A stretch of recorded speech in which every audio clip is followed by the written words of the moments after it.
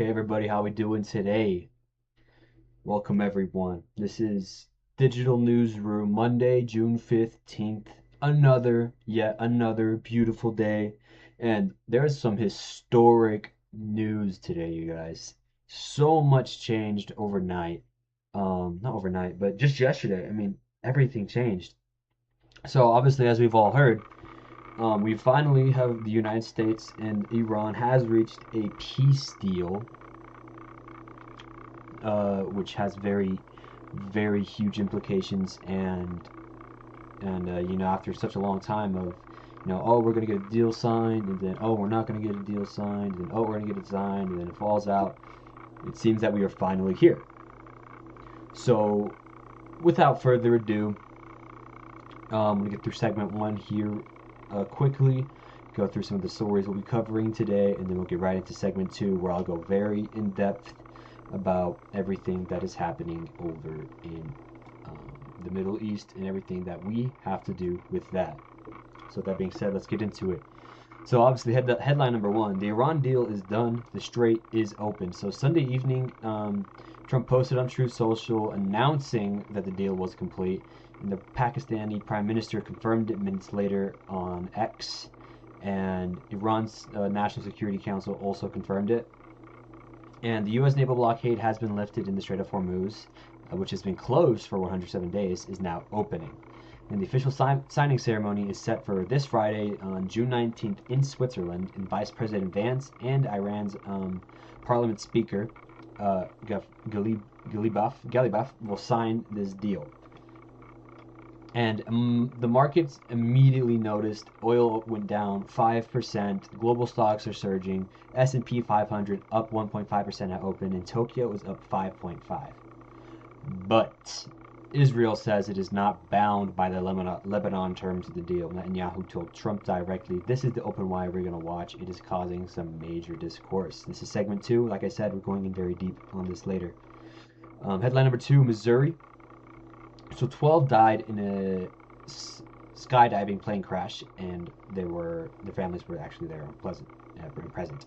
So yesterday at 11:35 a.m. on Sunday, a specific aerospace P-750 operated by Skydive Kansas City took off from Butler Memorial Airport in Butler, Missouri, and then the plane made a sharp left turn, and it couldn't gain altitude and crashed in a field 300 yards from the runway, and then it engulfed in flames. So all 12 on board were killed, which is one pilot, 11 skydivers, and family members were watching on the ground, and they saw it happen. It was one of the deadliest skydiving plane crashes in the U.S. in decades. And the NTSB and the FAA are investigating. There's no cause yet, and the lightning round will have a better picture.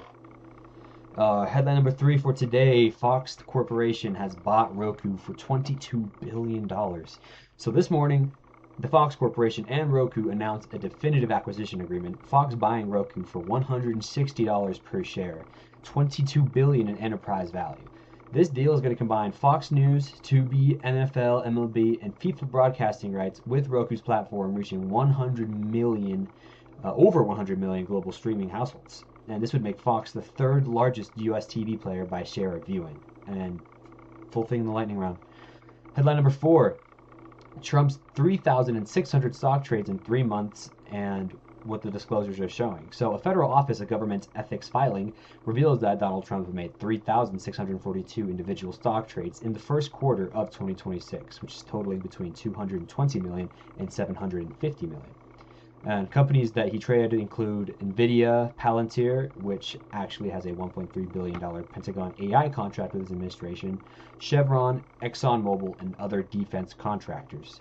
And one specific trade sequence has actually drawn ethics scrutiny, and there's going to be more on that in the lightning round as well. And the White House says that his assets are not managed independently, and it's trading, and trading by a sitting president is not illegal. And headline number five: and the last story we'll cover later in the lightning round, is that the G7 has opened today in France, and Trump is arriving with a deal. So the G7 summit opened up this morning in Evan-les-Bains in France. Trump, Macron, and UK PM, German Chancellor, Japanese Prime Minister, Italian, Canadian Prime Ministers are all going to be there. And Trump arriving, having just announced the Iran deal, which is a development that is actually going to change the entire summit dynamic from what would have been extremely tense to something more like relief. And Zelensky has been invited to Tuesday's session on Ukraine, and we'll go more on that in the lightning round as well. Now, the Iran deal. Let's go through what it actually says and what it doesn't say, and what's going to happen next, because there's a lot of important nuance in this one. So we're going to get straight into it. So we're going to walk through this carefully, because there's a lot. There's like 3 different stories about this deal announcement, and and what got agreed, and also what didn't get agreed.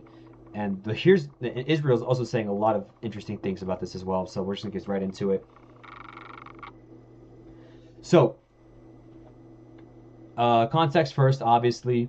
We go through this every time. The war began in February of 2026, when the U.S. and Israel both launched coordinated strikes. Iran retaliated, and then the global oil market spiked, obviously, and through April 7th through 8th, the first ceasefire, which was brokered by Pakistan, was immediately fragile, and Israel's Lebanon operations were the primary pressure point. And ever since, there have been repeated exchanges. Iran suspended talks, Kuwait missile attacks, St. Petersburg, and the human cost confirmed by Britannica's war summary is more than 7,500 dead. That is the majority in Lebanon and in Iran. Millions have been displaced, and Lebanon lost more than 1/6 of its population to displacement. And when it comes to economic cost, the Strait of Hormuz was closed for 107 days, and 25% of global seaborne oil was affected, and about 20% of global LNG. Fuel shortages in parts of Asia and U.S. strategic petroleum reserves were drained by tens of millions of barrels, and that is what ended, or what is supposed to end, as of last night. So now we got to talk about what Trump and Pakistan have actually said. So we're gonna pull up the Truth Social post that I have right here. So as it says right here very clearly, it says, the deal with the Islamic Republic of Iran is now complete. Congratulations to all. I hereby fully authorize the toll-free opening of the Strait of Hormuz, and simultaneously herewith authorize the immediate removal of United States naval blockade to ships of the world. Start your engines, let the oil flow. So Trump is announcing this is done. He has officially lifted the blockade unilaterally. As of that post, U.S. ships are ordered to stand down for blocking Iranian ports. And then we also have the Pakistani Prime Minister Shahbaz Sharif on X posting this minutes after this Truth Social post, where he says, and this sort of the key details here, he says, both sides have declared the immediate and permanent termination of military operations on all fronts, including Lebanon. Sharif said, adding that mediators will facilitate meetings to, quote, lay the foundation for their technical talks. So Sharif credited Saudi Arabia, Turkey, and Qatar for their immense, quote, contribution to the talks, and Qatari mediators left Tehran after 17 hours of intensive negotiations. That must have been absolutely insane. And when it comes to Iran's notification, it's pretty notable for its framing. Iran's Supreme National Security Council has confirmed the agreement, and Iran's Deputy Foreign Minister, Garibabadi,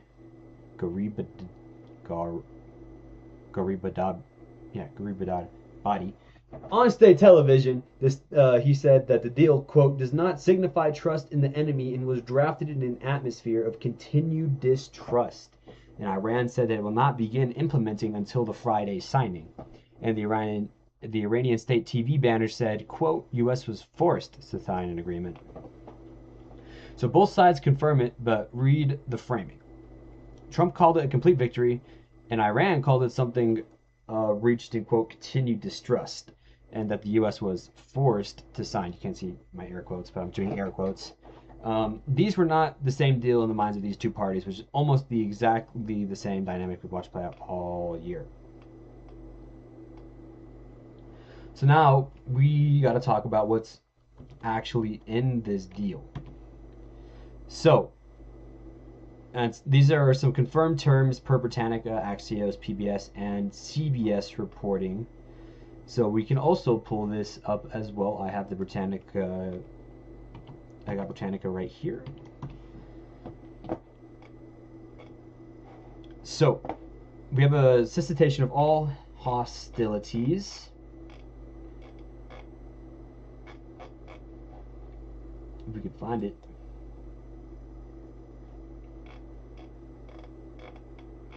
A bit of background, obviously.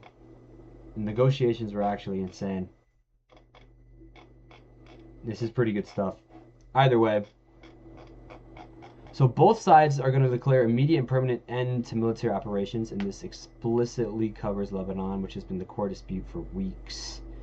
And Iran made Lebanon a precondition, and now it's in the deal. And the Strait of Hormuz is going to open toll-free, so that's great. And Iran is going to has agreed to terms to actually end its restrictions on the strait.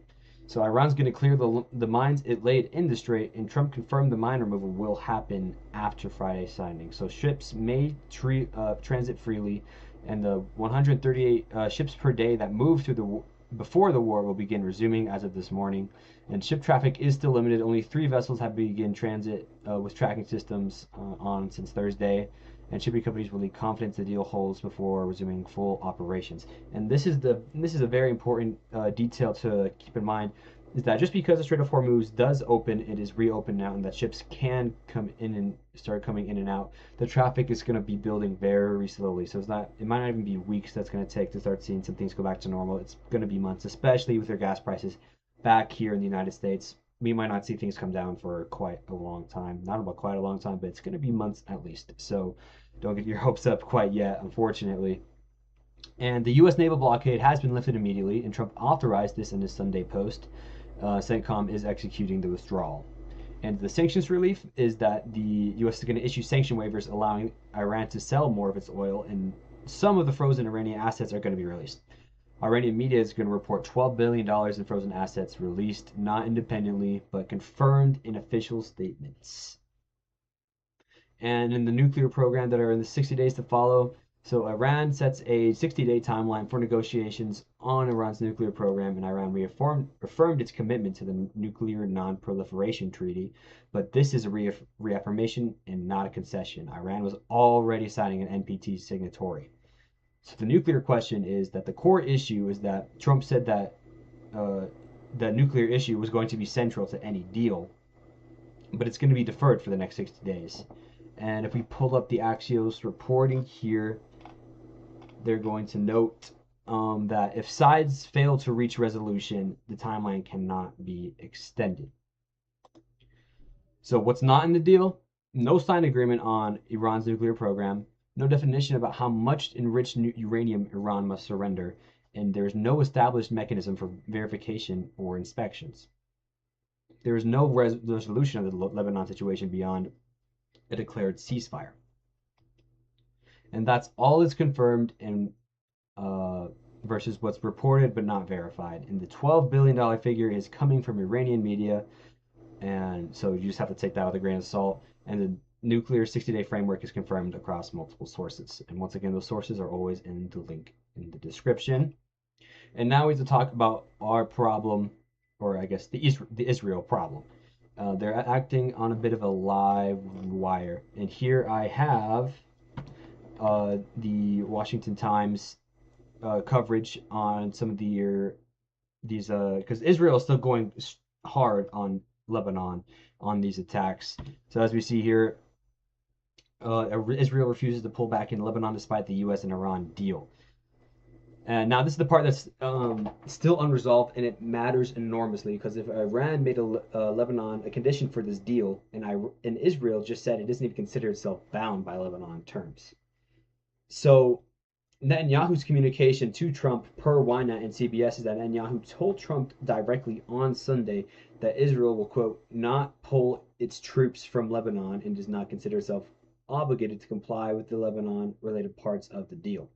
Netanyahu also told Trump that Israel is going to keep responding to Hezbollah attacks and keep striking Hezbollah in Lebanon, and Netanyahu received full cabinet backing for these positions.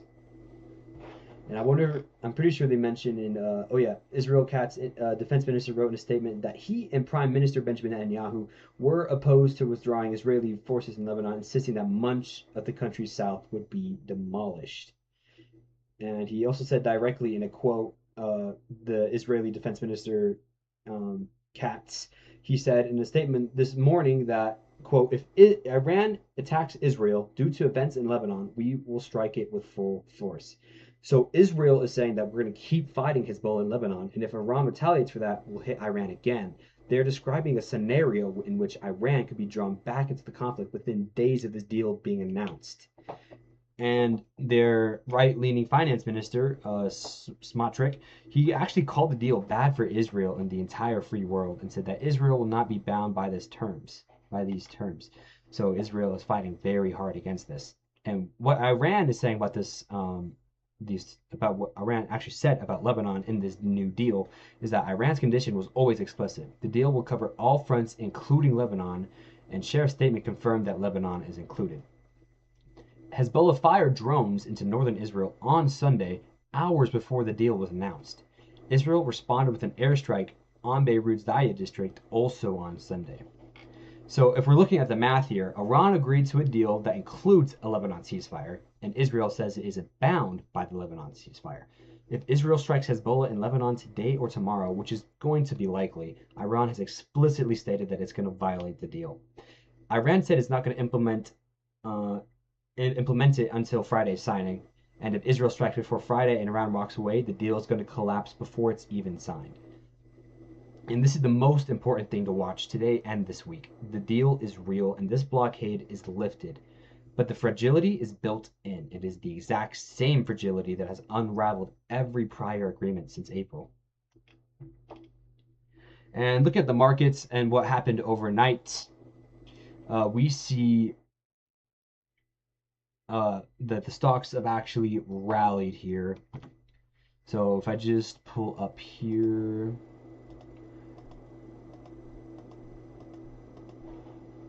so we got Brent crude is looking to be down quite a bit, which can be expected as we, at least so far, understand it that the Strait of Hormuz is going to be open, which means obviously you're going to see prices drop.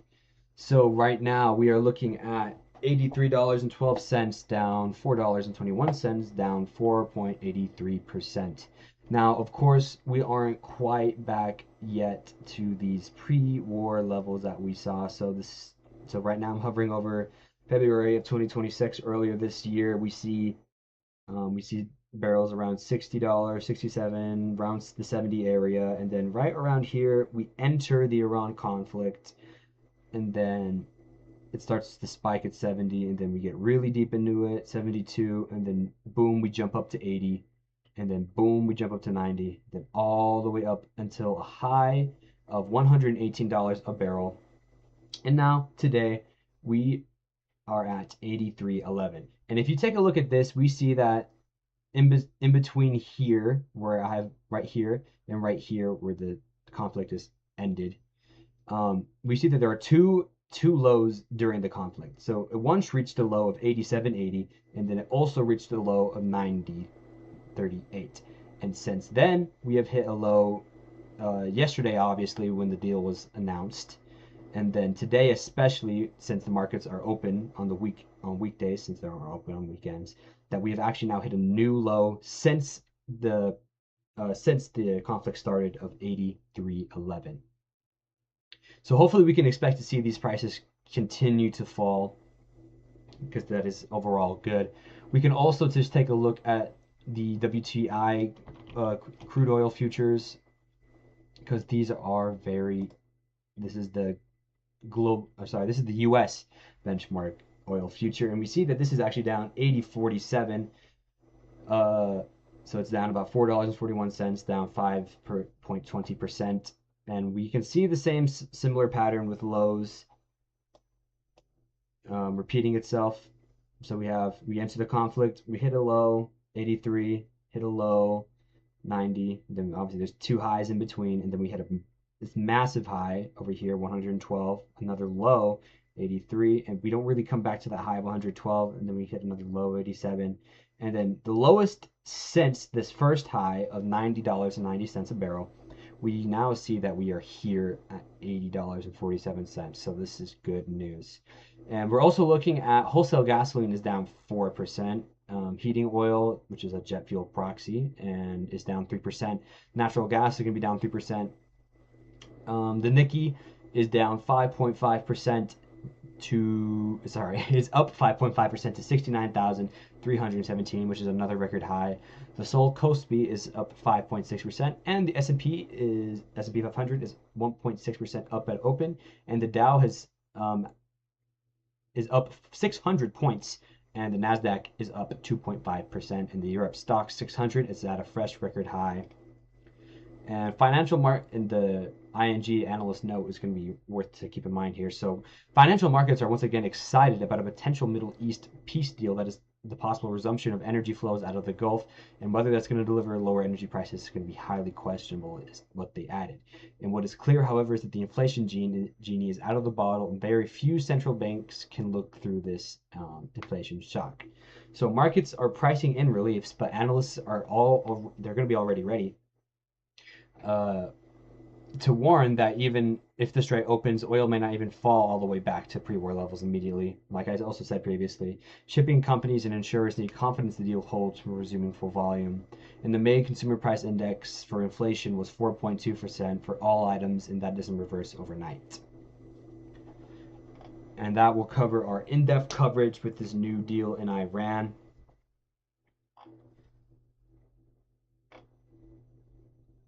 And so, you might be asking some questions about this. Things like, oh, well, how can we be sure it's actually over? And to be honest, this deal is more durable than what we got from the April ceasefire, but it's definitely not guaranteed. The April ceasefire had no signed text and no Lebanon provision, and there's no economic teeth behind it either. And this one has a formal MOU with a signing ceremony, an explicit Lebanon language. U.S. blockade is already lifted. Iranian frozen assets are being released, and oil sanction waivers are being issued, and these are real economic incentives on Iran's side to hold. What could break it is Israel. If Israel strikes Hezbollah in Lebanon in the next few days, which Netanyahu said it will, Iran has stated that it violates the deal, and this test is whether Iran will hold despite Lebanon operations, or whether the Lebanon provision is going to become a tripwire once again, and the nuclear 60-day window is also going to be a test there. So if those talks collapse, there's no secondary enforcement mechanism in the current MOU. And you might be asking, why isn't Israel bound by this deal? Didn't the U.S. negotiate? Israel is not a party to the U.S.-Iran deal. The deal is made between the United States and Iran. Israel is a U.S. ally, but a sovereign nation making independent military decisions. And what's making it complicated is that Iran made Lebanese ceasefire a condition of the deal. The U.S. agreed to that condition, but the U.S. cannot sign commitments on Israel's behalf without Israel's agreement, and Israel was not at that table. But what the United States can do is pressure Israel diplomatically. Trump reportedly used expletives in phone calls with Netanyahu in early June, pressing him to scale back Lebanon operations. And Netanyahu still kept going. And the United States is going to have limited formal leverage to actually stop Israel short of conditioning military aid, which Trump has not done. And the structural problem has plagued this entire conflict since February. So what can you expect June 19th when they are trying to sign this deal? So Vice President Vance is representing the U.S., and Iran's parliament speaker, Ghalibaf, is going to sign this MOU in Switzerland. And until that signing, Iran will not begin implementing, meaning mines are not being cleared, and full shipping has not resumed. The full text of the agreement will be made public after it is signed, per Iran's Deputy Finance Minister, Gariba Badi. And pre-implementation discussions this week between mediators, Pakistan and Qatar, will lay the groundwork for technical conversations, and the 60-day nuclear talks timeline begins.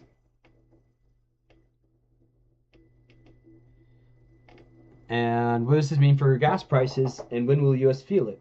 So, like I said, The May Consumer Price Index showed energy up 23.5% year over year, and gasoline is actually the primary driver of a 4.2% headline inflation. Oil is down roughly $5 today. It's meaningful, but it's not dramatic at all. WTI is at $80 compared to $70 pre-war. There is still a 10% gap versus pre-conflict baseline that needs to be met. And this gap is definitely not going to close immediately. Shipping companies and insurers do need that confidence that the deal will hold and the mines will be cleared that are believed to be there before they route tankers to the Hormuz again.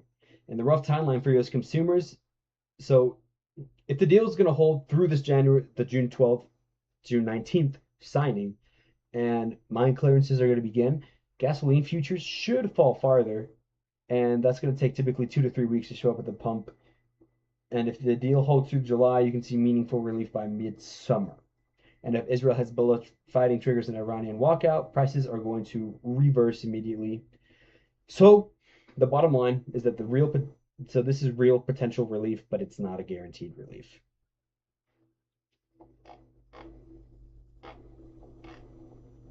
And now it is time for our lightning round.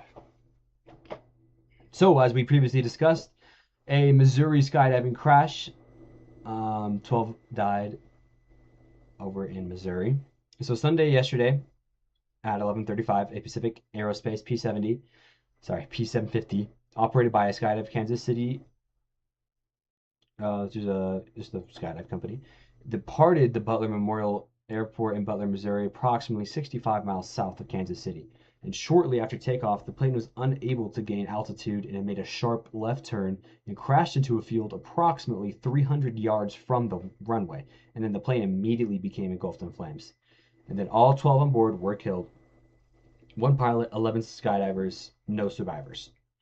Family members on the ground had witnessed the crash in real time, and Bates County Sheriff Chad Anderson confirmed clergy and volunteers were dispatched to assist relatives at the scene. The wreckage was described as a, quote, twisted heap of metal and a blue and silver mass in the grass beside the airport. The specific aerospace P750 is a model widely used for skydiving operations and can carry over 4,000 pounds STOL, which is short for short takeoff and landing capability. And it was built in 2010 per FAA records. And CNN actually reports this as one of the deadliest skydiving crashes in decades before Sunday. And this comparable incident was a Hawaii crash in the early 2000s. FAA officials were on the scene on Sunday, but NTSB investigators are en route. And the cause is under investigation, and final NTSB report will take typically 1 to 2 years. And Sheriff Anderson said on this, quote, "We are treating this as a mass casualty event." And then next, we have Fox acquiring Roku for $22 billion, and it's going to reshape streaming a little bit. So this morning, the Fox Corporation and Roku announced a definitive agreement. Fox buying Roku for $160 per share, $96 cash plus 0.9693 Fox Class A shares, valuing Roku at approximately $22 billion enterprise value. So what Fox is going to get is Roku's connected TV platform that reaches over 100 million plus global streaming households, the Roku channel, Roku's first-party data on viewing habits, and a direct relationship over a third of U.S. households that stream. And what the combined company looks like is Fox News plus Fox Sports, NFL plus NFL, MLB, FIFA World Cup, plus Tubi, the Roku channel, and the third largest U.S. TV player by share of viewing per Fox's own analysis. This deal was unanimously approved by both boards, and the Fox will fund the cash portion with $12 billion in committed bridging financing from Morgan Stanley. And expected synergies, you can see about $400 million in annual run cost saving rates, accretive to Fox free cash flow per share by the second full year after closing. Lachlan Murdoch, the Fox CEO, he called it, quote, "a defining moment that pairs Fox, the leader in live news and sports, with Roku, the leading connected TV platform." Roku is going to continue to operate as a standalone platform. It will not be absorbed into Fox content ecosystem, at least not immediately. And a bit of irony here is that Fox sold 6 million Roku shares at $58 back in 2020 to help finance its Tubi acquisition, and today's deal values Roku at $160 per share. And the Justice Department cleared the path for this Paramount Skydance merger on June 12th as a part of an overall posture of less aggressive antitrust enforcement under this administration that will likely make this Fox Roku deal a lot easier to close. And this is going to be one of the biggest media merger announcements of 2026. And for people who view, your Roku remote now connects to a company that controls Fox News, the most watched cable news channel in America. And ASC News is going to change this. We are going to be the biggest cable news channel in America. And for the industry, the race to build scaled streaming plus content platforms is accelerating. Netflix, Disney, Amazon, and now Fox Roku, and the streaming wars has just shifted. And our last story we'll be covering today is Trump's $3,600 stock trades, the disclosures, the questions, and the law. So a May 14th filing with the Office of Government Ethics reveals that Trump's accounts made 3,642 individual trades in quarter one of 2026, January 6th through March 30th. So that's 2,346 purchases, 1,296 sales. The total value you're going to be looking at is $220 million to $750 million, and it's going to range from. And these are ranges required by disclosure rules, not exact figures. And companies purchased include Nvidia for about $1 million to $5 million per purchase, twice weeks before administration favorable AI announcements. Palantir, which is 9 purchases totaling up to $680,000, and a company that also has a $1.3 billion Pentagon AI contract under this administration. Apple, Oracle, Microsoft, all sold. Goldman Sachs, B of A, Bank of America, Chevron, ExxonMobil, Lockheed Martin, and General Dynamics. In this flag trade sequences per PBS NewsHour, on March 23rd, that Trump posted an Iran deal optimism. Oil crashed 11%, and its account bought energy and defense stocks at the dip. So very interesting stuff. And the White House's currently position on it is, quote, President Trump's assets are in a trust managed by his children. They receive no advance notice of trading activity and provide no input regarding investment decisions or portfolio management, and that the structure was intentionally designed to maintain a clear separation. And the legal reality per CBS News is that stock trading by a sitting president is not illegal, and presidents are exempt from a key conflict of interest law that requires other federal officials to recuse themselves from matters that might affect their own finances. Senator Elizabeth Warren has called for congressional investigation into, quote, potential insider trading, and one investment professional who reviewed the trades for CBS News described the strategy as, quote, buying the dip using market downturns triggered by Trump's own public statements to accumulate stocks. And why this is going to matter? The legal and ethical question are different. The legal question is this illegal? Currently, the answer is no, because presidents are exempt. But the ethical question is it appropriate for a sitting president to hold active stock portfolio in companies his administration directly regulates contracts with? And that is a public trust question, and it is all unresolved. So obviously we're going to be tracking this story a lot, and we'll try and make sure we get all the information on this and let you know just exactly what's happening involving legislation that might surround presidential stock trading, and we'll keep you updated there. But for now, the G7 has opened up in France, and Donald Trump has arrived with a deal. So the G7 summit opened this morning in the Evian-les-Bains in France, a resort town in the shores of Lake Geneva, and it's the famous home of the Evian mineral water, and that's running June 15th through 17th. And the members that are going to be there include Canada, France, Germany, Italy, Japan, the United Kingdom, and the U.S. Actually invited Zelensky for Tuesday's Ukraine session. And Trump arrived after today celebrating his 80th birthday yesterday on Sunday with a UFC fight at the White House in the South Lawn, and then he flew to France having just announced the Iran deal. And the deal changes the summit entire dynamic. And before Sunday, European allies, none of whom were actually consulted before the Iran war began in February, were heading into a difficult meeting with serious grievances, energy price tariffs, and NATO commitment questions, and this deal is going to provide significant relief on the energy front. And the French President Macron actually has packed the agenda as the host. He's going to talk about Iran deal implementation, Ukraine war, trade, AI and digital sovereignty, and the CFR's assessment is, quote, success may depend less on progress across the formal agenda and actually more on the ability of 7 increasingly divergent partners to continue moving, however imperfectly, in the same direction. And a bit of the background tension here is that the United States has indicated that it will reduce military assets available to Europe in a security crisis. European allies have been accelerating their own defense coordination precisely because of reduced confidence in U.S. commitments. And Ukraine's session is on Tuesday. Zelensky will make his case for continued support directly to Donald Trump.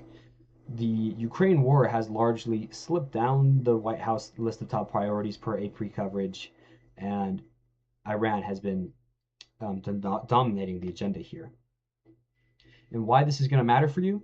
The G7 is where the United States faces its closest democratic allies. And right now, these allies have made significant grievances about being left out of the Iran decision making. This deal gives Trump wind at his back going into this summit. But trade tensions, NATO commitment questions, and Ukraine remain unresolved. So what Trump says about Ukraine on Tuesday is going to be the thing you need to watch. And that covers all of our stories for today. So today, Monday, June 15th, is an historic day, honestly. There's a lot of stuff going on.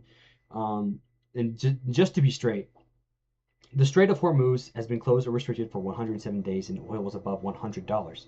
Inflation was running at 4.2%, and American sailors have been intercepting missiles. 7,500 people lost their lives in this conflict, most of them in Lebanon and Iran. Today, the blockade is going to be lifted, and today an agreement has been announced. But what isn't announced or confirmed is that it is not a signed deal yet. That's on Friday in Switzerland. It is not a nuclear agreement, and that's 60 days of talks that haven't even started yet. It's not a resolution on Lebanon either. Israel said that this morning it's going to keep fighting Hezbollah, and it does not consider itself bound by these Lebanon terms. And these are the very important things you need to watch and be looking out for as news comes out. And if this deal is going to hold through Friday, through mine clearance, through the talks of nuclear talks, and anything meaningful, diplomatically speaking, and if Israel is going to strike Hezbollah in the next 48 hours and Iran walks away, we'll be back here covering a completely different situation. So 12 people died in the field also yesterday in Missouri, and families are watching, and that deserves to be in the same breath as a geopolitical story because they're both real. Now, all of our sources are in the description, okay? And here at the American Streaming Channel, I want to make sure that everyone that comes in can feel informed and informed enough to make their own decisions. So if you have questions about anything that we've covered today, it's all going to be in the description below, and you can see everything for yourself, exactly where I got the information to compile my notes and compile the information for today's story. I'd like to thank everyone for watching this stream, and we'll be back here on Wednesday at 12 o'clock, back on Digital Newsroom. We'll have even more news. We'll cover what happened on Tuesday, and then we'll cover what happened on Wednesday morning and onwards. And remember, this is all for you to decide. So thank you everyone for watching, and have a wonderful rest of your Monday.